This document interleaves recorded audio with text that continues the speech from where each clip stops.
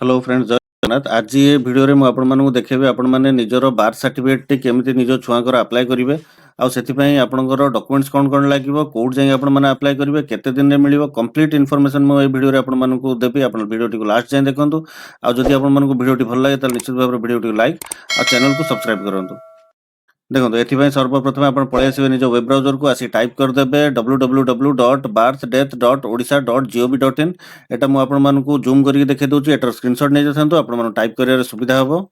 www.birthdeath.odisha.gov.in एति लिखि आपण एंटर कर देले आपण एई पेज को पलि आसवे। एई पेज को आसला पर देखंतु सभा ऑपरेटिव कोड लिखा छै सिटीजन सर्विसेज मेटा आपण जूम करके देखि दोची ए देखन कोड लिखा छै सिटीजन सर्विसेज तार ऊपर क्लिक कर देबे। देखो तापर आपन एई वाला पेज टी पळि आसीबो। देखो जो पटे ऑरेंज कलर हेकी रहितिबो जानथान आपनकर सही सेक्शन रो सही ऑप्शन उडा सब तळे खोला हेकी अछि। जदि आपनकर देखो एई पर मु चूज कर दोछि डेथ सर्विस को देखो ऑरेंज कलर टी एपर साइड को पळि आसिला त जानथान एटा सब होला डेथ सर्टिफिकेट रिलेटेड जिंस। त आज हम बार्थ सर्टिफिकेट अप्लाई करिया तन कर एई बार्थ सर्टिफिकेट सेक्शन ऊपर चूज कर देबे। देखो प्रथम ही लिखा छै अप्लाई सर्टिफिकेट ऊपर क्लिक करिवे एमती पॉपअप टी पळि आसीबो। देखो जोटी लिखा छै आपनकर एटा 7 दिन रे आपनको 7 वर्किंग डेज रे आपण माने पाइ जिवे। रविवार और शनिवार को छाडी देबे टोटल आपनकर 7 वर्किंग डेज रे आपण एटा पाइ जिवे। जानि पले तो एटा केते दिन लागिवो बोली समुदाय 7 दिन ही लागिवो। तापर आपण जो क्लोज लिखा छै क्लोज ऊपर क्लिक कर देबे। तापर देखो एई बडा पेज टी पळि आसीबो जोटी आपनकर थिबो अप्लाई फॉर बर्थ सर्टिफिकेट लिखा हितिबो। लेफ्ट साइड को देखो आपनकर फर्स्ट कहि छै आपनकर डिस्ट्रिक्ट चूज करिया पे एटा धरो आपनकर छुआ भद्रक रे जन्म होइछि आपनकर निज घरटी हला केउझर किंतु आपण सेठी चूज करिवेनी केउझर बोली आपण चूज करिवे भद्रक जोठी आपणकर छुआटी जन्म होइतिबो सेही डिस्ट्रिक्ट आपण एठी चूज करिवे। तापर आपण रजिस्टरिंग यूनिट आपणकर को म्युनिसिपल अंडर रे सेटा एठी चूज करिवे। तापर आपणकर डेट ऑफ बर्थ टी आपण एठी फिलअप करिवे। फिलअप कर साला पर देखंतु एठी जो लेफ्ट साइड रे अछि जाला सर्च बाय रजिस्ट्रेशन नंबर जो माने रजिस्ट्रेशन नंबर आपण मोबाइल को मेसेज पळि आसी से माने एठी टाइप कर देबे डायरेक्ट रजिस्ट्रेशन नंबर टी नहले सबटु बेस्ट उपाय जानथांतु जो सर्च बाय अदर डिटेल्स लिखा अछि तारी ऊपर क्लिक कर देबे। फास्ट जो अच्छे चाइल्ड फास्ट नेम देखो सेटा को आपण एटा फिलअप करिवेनी किछि छाडी देबे। तापर देखो जो मदर फास्ट नेम अछि सेटा आपण एठी मदर कर फास्ट नाडी मां रो फास्ट नाडी धरो हला मां कर फास्ट नाडी अन्नपूर्णा तले आपण एठी अन्नपूर्णा टाइप कर देबे। तार फादर को फास्ट नेम टे सी बळे आपण एठी केवल फास्ट नेम टी फिलअप करे टाइटल किछि फिलअप करिवेनी। तापर जेंडर एठी छुआ रो जहा जेंडर मेल की फीमेल जहा हेतु आपण एठी चूज करिवे। तापर हॉस्पिटल नाटी चूज करिवे को हॉस्पिटल रे आपण छुआटी जन्म होइतला। तापर एठी आपण सर्च ऊपर क्लिक करिवे। मु एटा कंप्लीट सब फिलअप करी आपण मानू देखौछ। देखो ये कंप्लीट सब डिटेल्स आप फिलअप करदे। फिलअप कर सारा देखो जो सर्च ऑप्शन टी थी तारी ऊपर क्लिक करदे। तापर तळु पळि आसबे। देखो ये आप रजिस्ट्रेशन नंबर यूबीआरएन नंबर आपन रिक्वेस्ट नंबर करेक्शन जदि आपन केबे अप्लाई करथिबे सेटा भी आपन डेट देखौथबो। मदर्स नेम आपन शो करथबो फादर्स नेम कंप्लीट शो करथबो। देखो चाइल्ड नेम टी आपन ब्लैंक थिबो कहिना आपन आज फर्स्ट टाइम अप्लाई करिया पे जाउछंती तन करी छुआर नाटी टोटल शो ही करनथबो।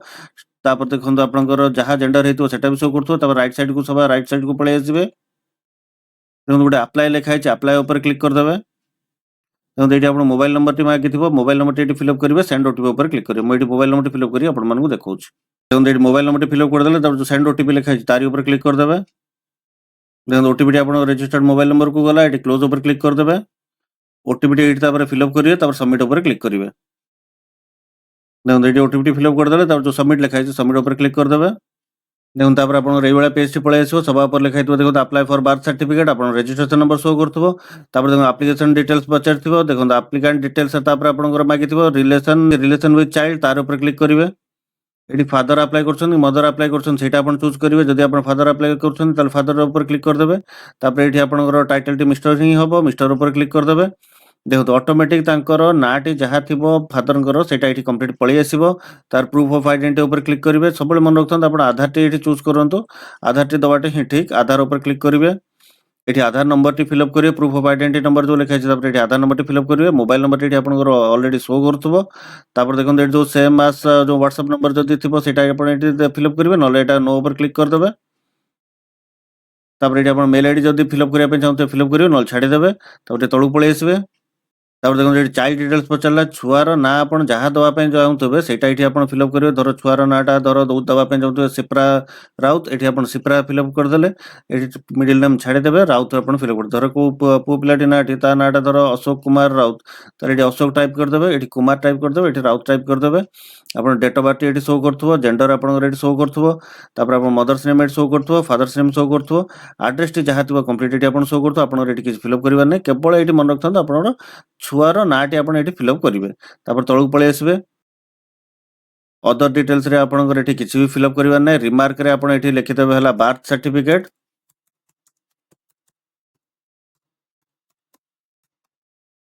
ଦେଖନ୍ତୁ ବାର୍ଥ ସାର୍ଟିଫିକେଟ୍ ଲେଖିଲା ପରେ ଯୋଉ ଅପଲୋଡ୍ ଡକ୍ୟୁମେଣ୍ଟସ୍ ଉପରେ କ୍ଲିକ୍ କରିବେ। ଦେଖନ୍ତୁ ତାପରେ ଆପଣଙ୍କର ଏଇଭଳିଆ ତଳକୁ ହେଲା ଡକ୍ୟୁମେଣ୍ଟ ଆଟାଚ୍ କରିବା ପାଇଁ ଦେଇଥିବ।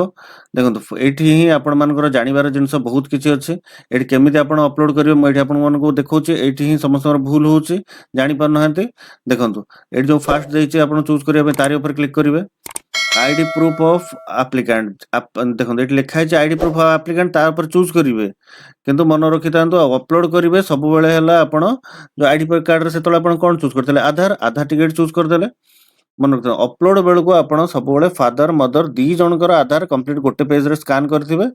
ଜେରକ୍ସ କରିଦେବେ ତାଙ୍କୁ ଗୋଟିଏ ପେଜ୍‌ରେ ଏକାଥରକେ ଆପଣ ସେଟାକୁ ସ୍କାନ୍ କରିଦେବେ। ଏମିତି ହେଲେ କ'ଣ ହବ ଫାଦର ମଦର ଦି ଜଣଙ୍କର ଆଧାର କାର୍ଡ ଗୋଟିଏ ପିଡିଏଫ୍‌ରେ ଆପଣଙ୍କର ପଳେଇ ଆସିବ।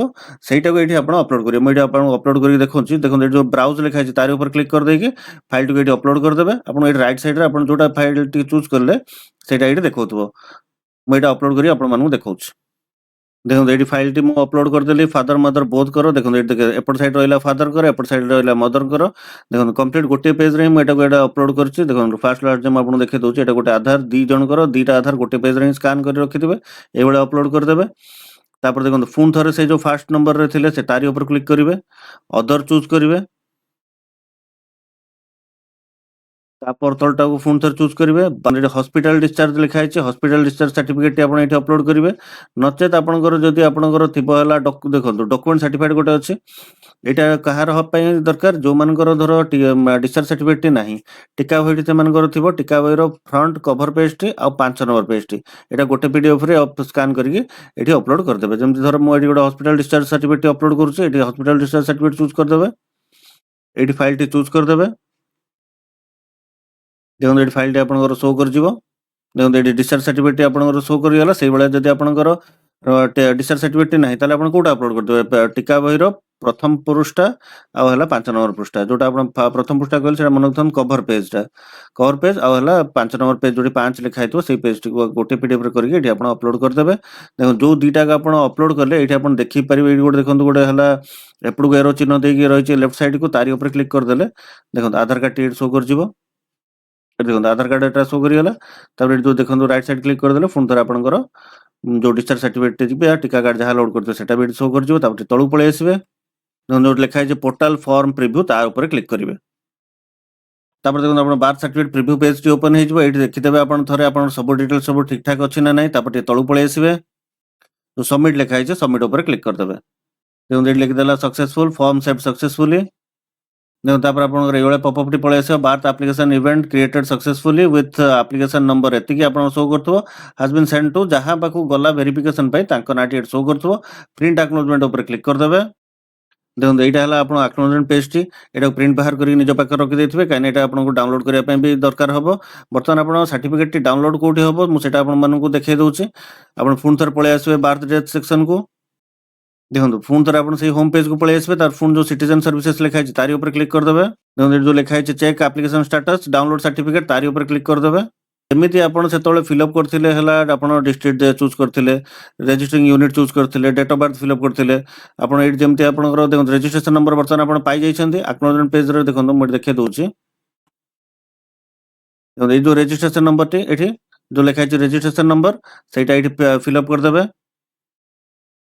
ଏଠି ରେଜିଷ୍ଟ୍ରେସନ ନମ୍ବର ଉପରେ ଚୁଜ୍ କରିଦେବେ। ଏଠି ରେଜିଷ୍ଟ୍ରେସନ ନମ୍ବରଟି ଫିଲ୍ଅପ୍ କରିଦେବେ। ତାପରେ ଯୋଉ ସର୍ଚ୍ଚ ଉପରେ କ୍ଲିକ୍ କରିଦେବେ।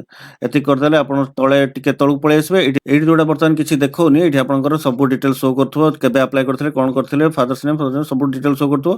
ସବା ରାଇଟ୍ ସାଇଡ୍‌ରେ ଆପଣଙ୍କୁ ଏଠି ଡାଉନଲୋଡ୍ ଅପସନଟି ଦେଖଉଥିବ ସାର୍ଟିଫିକେଟଟି। ଆଉ ଏଠି ଲେଖା ହେଇଥିବ ସାର୍ଟିଫିକେଟ ଆଭେଲେବୁଲ୍। ତାହେଲେ ଯୋଉ ଡାଉନଲୋଡ୍ ଅପସନଟି ଥିବ ତାରି ଉପରେ କ୍ଲିକ୍ କରିକି ଆପଣ ସାର୍ଟିଫିକେଟଟି ଡାଉନଲୋଡ୍ କରିକି ଆପଣ ପ୍ରିଣ୍ଟ ବାହାର କରିନେବେ। ଏତିକି ହିଁ ରହିଥିଲା ଆପଣଙ୍କର ହେଲା ବାର୍ଥ ସାର୍ଟିଫିକେଟ ଆପ୍ଲାଏର ପ୍ରୋସେସ୍ ଟୁ ଡାଉନଲୋଡ୍‌ର ପ୍ରୋସେସ୍। ଡକ୍ୟୁମେଣ୍ଟସ୍ କ'ଣ ଲାଗିବ କମ୍ପ୍ଲିଟ୍ ମୁଁ ଏଇ ଭିଡିଓରେ ଆପଣଙ୍କୁ ଇନଫର୍ମେସନ୍ ଦେଇଛି। ଆଶା କରୁଛି ଯଦି ଆପଣମାନଙ୍କୁ ଭିଡିଓଟି ଭଲ ଲାଗିଥାଏ ତାହେଲେ ଭିଡିଓଟିକୁ ଲାଇକ୍ ଆଉ ଚ୍ୟାନେଲକୁ ସବସ୍କ୍ରାଇବ୍ କରନ୍ତୁ। ଜୟ ଜଗନ୍ନାଥ।